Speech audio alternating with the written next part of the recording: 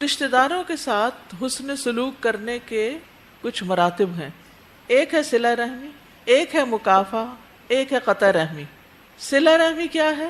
میل ملاپ رکھنا چاہے رشتہ دار نہ رکھیں، یہ صلہ رحمی ہے. رشتہ داروں کے حقوق ادا کرتے رہنا چاہے وہ نہ پوچھیں. مکافہ کیا ہوتا ہے؟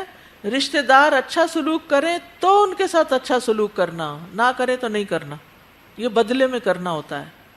اور تیسرا ہے قطع رحمی، اپنے رشتہ داروں سے قطع تعلقی کر لینا، بول چال بند، یا پھر ان کی کسی ضرورت کو جو آپ پورا کر سکتے ہو پورا ہی نہ کرنا، ان کے کام ہی نہ آنا، ان کی مدد ہی نہ کرنا. تو یہ سب کچھ اس میں آ جاتا ہے. اور یہ آخری مرتبہ بدترین مرتبہ ہے، ایسا کرنے والے پہ اللہ تعالیٰ لعنت بھیجتے ہیں. اولئک لہم اللعنۃ ولہم سوء الدار.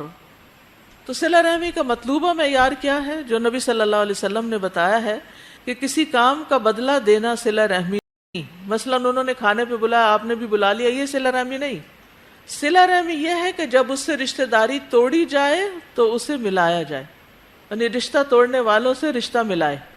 یعنی جو آپ سے نہ ملے آپ اس سے ملنے چلے جائیں، جو آپ کو نہ دے آپ اس کو دیں، جو آپ کے ساتھ بد اخلاقی برتے آپ اس کے ساتھ اچھا سلوک کریں. ہمیں کیا حکم ہے کہ رشتہ داروں کی طرف سے اگر رشتہ کاٹے بھی تو بھی آپ ان کے ساتھ صلہ رحمی کرتے رہیں. ابو ذر کہتے ہیں میرے خلیل نے مجھے 7 باتوں کا حکم دیا، ان میں سے ایک یہ ہے میں قرابت دار سے تعلق قائم رکھوں اگرچہ وہ پھیرے، اگرچہ وہ نہ بات کرے، اگرچہ وہ منہ موڑے، پھر بھی آپ کسی نہ کسی طرح ان سے تعلق قائم ہی کریں. نبی صلی اللہ علیہ وسلم نے فرمایا اتقوا اللہ وصلوا ارحامکم، اللہ کا تقوی اختیار کرو اور صلہ رحمی کرو، کیونکہ یہ جنت میں داخلے کا ذریعہ ہے. ہم سب جنت میں جانے کے طلبگار ہیں. تو وہ کسی نے پوچھا تھا نا کہ کون سی نیکی جنت میں لے جائے گی، تو صلہ رحمی جنت میں لے جانے والے کاموں میں سے ہے. صلہ رحمی کرنے والے کو اللہ کی مدد حاصل ہوتی ہے. کس کس کو چاہیے اللہ کی مدد؟ سب کو چاہیے. تو جو صلہ رحمی کرے گا اس کو اللہ کی مدد ملے گی، اس کے کام آسان ہو جائیں گے.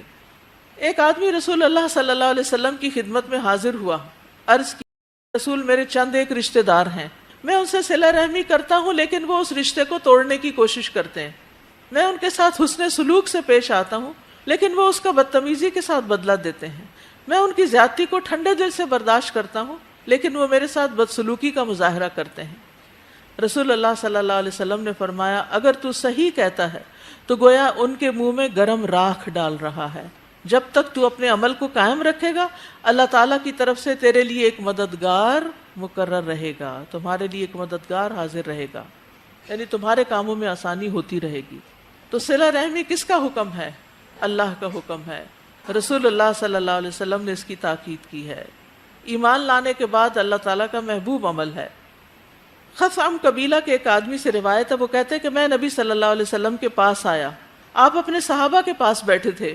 میں نے کہا آپ ہیں وہ جو یقین رکھتے ہیں کہ آپ اللہ کے رسول ہیں؟ آپ نے فرمایا ہاں. میں نے کہا اللہ کے رسول کون سے اعمال اللہ کو زیادہ محبوب ہیں؟ آپ نے فرمایا اللہ پر. کہتے ہیں میں نے کہا اللہ کے رسول پھر کون سا عمل زیادہ پیارا ہے؟ آپ نے فرمایا صلہ رحمی. میں نے کہا اللہ کے رسول پھر کون سا عمل؟ فرمایا نیکی کا حکم دینا اور برائی سے روکنا. میں نے کہا اللہ کے رسول کون سے اعمال اللہ کو سب سے زیادہ ناپسند ہے؟ فرمایا اللہ کے ساتھ شرک کرنا. میں نے کہا پھر کون سا عمل؟ فرمایا قطع رحمی کرنا. میں نے کہا اللہ کے رسول پھر کون سا عمل؟ فرمایا حکم دینا اور نیکی سے روکنا.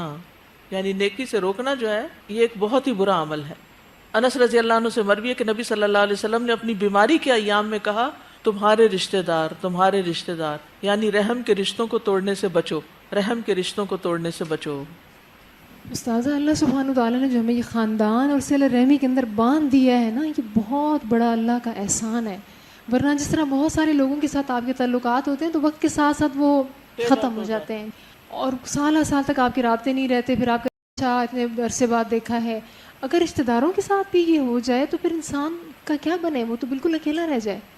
استاذہ جی ایک یہ تھا کہ جو ابھی آپ نے ایک روایت بتائی نا کہ ایک شخص نے آ کے کہا کہ میں ایسا ایسا کرتا ہوں اور میرے رشتہ دار مجھ سے جواب میں، یہ مجھے اتنی اہم لگی ہے بات، کیونکہ بعض اوقات یہ ہوتا ہے کہ ہم بھی یہی سوچنے لگ جاتے ہیں نا کہ فلاں کے ساتھ ہم اتنی دفعہ اچھا کر چکے ہیں، اتنی دفعہ اچھا کر چکے ہیں، وہ جواب میں برا ہی کر رہا ہے، تو آخر تو کوئی لمٹ ہے.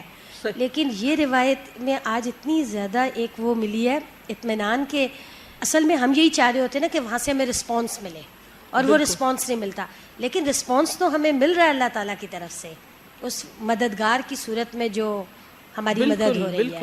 یعنی ہم چاہتے کیا ہیں؟ مدد ہی چاہتے ہیں نا.